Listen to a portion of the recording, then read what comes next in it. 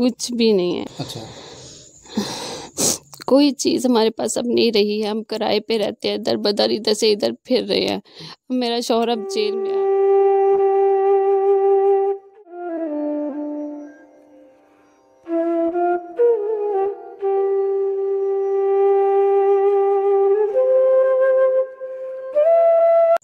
السلام علیکم، میں ہوں زبیر امان. ناظرین، آج کی کہانی ہے مہوش بی بی کی. انہوں نے فون کر کے ہمیں اپنے یہاں پہ گھر میں بلایا اپنی ساری داستان سنانے کے لیے. ان کا کچھ معاملہ ایسے ہے کہ ان کے خامند جو کہ جوتوں کا کاروبار کرتے تھے، انہوں نے محلے میں کمیٹیاں ڈالی ہوئی تھیں. اب کمیٹیاں کچھ لوگ لے کر فرار ہو گئے، تو جن لوگوں کے پیسے تھے انہوں نے ان کے اوپر یا ان کے خامند کے اوپر مقدمہ درج کرایا. اب ان کے خامند جیل میں ہیں، جبکہ پیچھے یہ انتہائی برے حالات کا شکار ہیں. ان کے یہ 3 بچے ہیں، ساتھ میں یہ ہیں اور ان کے سسر ہیں. جو اب ان کی کہانی ساری کیا ہے وہ تو ہم انہی سے جانتے ہیں. ان سے پوچھتے ہیں. السلام علیکم. وعلیکم السلام. آپ اپنا سارا معاملہ شروع سے لے کے اب تک بتائیں. یہ تو کچھ وہ باتیں تھیں جو آپ نے مجھے بتائیں اور میں نے سرسری وہ بتا دیں. میرے شوہر نے کمیٹیاں ڈالی ہوئی تھی کہ کاروبار بھی صحیح ہو جائے، سارا کچھ حالات صحیح ہو جائے. کمیٹی کافی بڑی ڈالی تھی لوگوں نے کہ کچھ لوگوں 4-5 لوگ ایسے تھے جو کمیٹیاں لے کر بھاگ گئے، چلے گئے ہیں. اب ہمارے پاس کچھ بھی نہیں ہے دینے کے لیے، کچھ بھی نہیں ہے. اچھا. کوئی چیز ہمارے پاس اب نہیں رہی ہے. ہم کرائے پہ رہتے ہیں، ادھر بدر ادھر سے ادھر پھر رہے ہیں. میرا شوہر اب جیل میں. آپ کی بہت بہت مہربانی ہوگی، بہت مہربانی ہوگی کہ اس کو نکال دیں. کمیٹی کتنے پیسوں کی ڈالی ہوئی تھی؟ کمیٹی 2-3 لاکھ روپے کی ایسی ڈالی ہوئی تھی. اور جو پیسے لے کے بھاگے ہیں ان کو پہلے آپ لوگوں نے کمیٹیاں دے دی تھی؟ ہاں جی، انہیں پہلے دے دی تھی. انہوں نے شروع میں ہی لے کے چلے گئے تھے.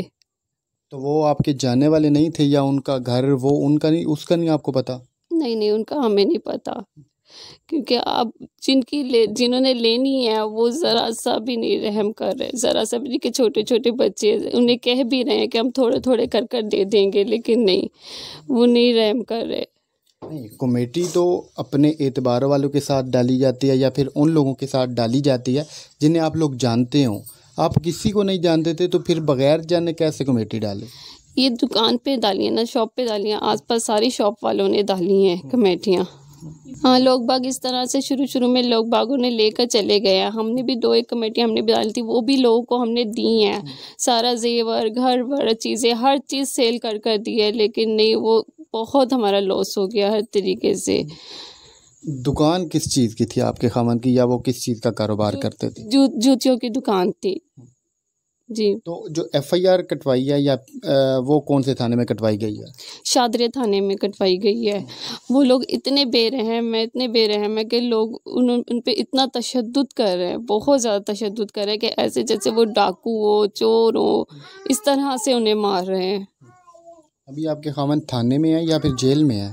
میرے شوہر جیل میں ہیں. اور یہ کہ چھوٹے چھوٹے بچے میں در بدر، کیونکہ میں کرائے پہ رہتی ہوں، کرایہ دینا اتنا مشکل ہو رہا ہے، بہت زیادہ مشکل کرایہ دینا. کبھی کسی کے گھر، کبھی کسی کے گھر رہ رہی ہوں. تو جو آپ کے اپنے گھر والے ہیں یا پھر جو آپ کے والدین ہیں وہ کہاں ہیں؟ میرے نہ باپ ہے نہ میری ماں ہے. اگر وہ ہوتے تو اس طرح میں در بدر بھی نہیں ہوتی. آپ کے بھائی بہنیں؟ میرے بھائی چھوٹے ہیں میرے سے. ہاں. تو جو آپ کے خاوند تھے ان کے بہن بھائی کوئی نہیں ہے؟ ان کے بھی چھوٹے ہیں، وہ بھی سب سے بڑے ہیں. ہاں. تو پیچھے اب گھر کا جو گزر بسر ہے وہ کیسے چل رہا ہے؟ بہت مشکل سے چل رہا ہے، بہت زیادہ مشکل سے.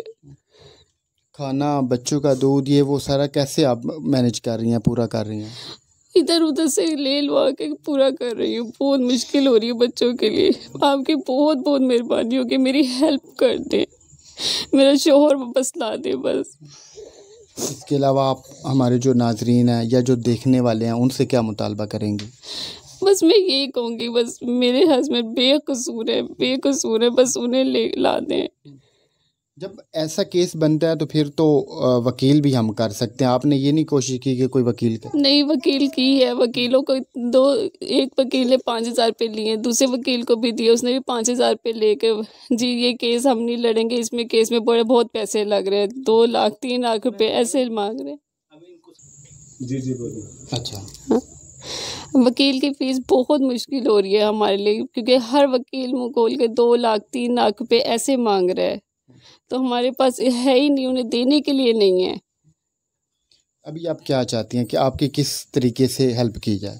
میں بس یہی چاہ رہی ہوں، بس میرا شوہر آ جائے باہر، ان بچوں کا سایہ آ جائے ان کے سر پہ.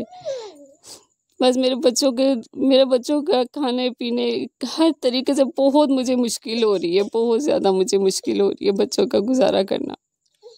ان کے خاوند تھے جو کہ گھر کے کفیل تھے، انہیں کی آمدن سے گھر کا گزر بسر ہو رہا تھا، مگر وہ اب چونکہ جیل میں ہیں تو پیچھے ان کے جتنے بھی حالات ہیں وہ آپ لوگوں نے سنے ہیں. انہوں نے ہمیں اسی لیے بلایا تھا کہ یہ جس تکلیف سے گزر رہی ہیں اس کو ہم آپ کے سامنے رکھیں. ہم نے ان کی تمام سٹوری آپ کے سامنے رکھ دی ہے. اب ان کی اتنی سی التجا ہے کہ ان کے خاوند کو چھڑوایا جائے. ان کے یہ چھوٹے چھوٹے بچے ہیں جن کا دودھ پورا کرنا، جن کے کھانے پینے کا سامان پورا کرنا ان کے لیے بڑا مشکل ہے. انتہائی تکلیف دہ حالات کا یہ مقابلہ کر رہی ہیں. ہم ان کا نمبر دے رہے ہیں، آپ میں سے اگر کوئی ان کی ہیلپ کرنا چاہتا ہے وہ بالکل کر سکتا ہے. ان کا نمبر ہے، آپ ان سے رابطہ کریں، آپ ان سے ملیں، ان کے حالات دیکھیں، اس کے بعد جس طریقے سے بھی آپ ان کی ہیلپ کرنا چاہیں وہ آپ کر سکتے ہیں. ملتے ہیں کسی اور ویڈیو میں، تب تک اپنی دعاؤں میں انہیں یاد رکھیے گا. اللہ حافظ.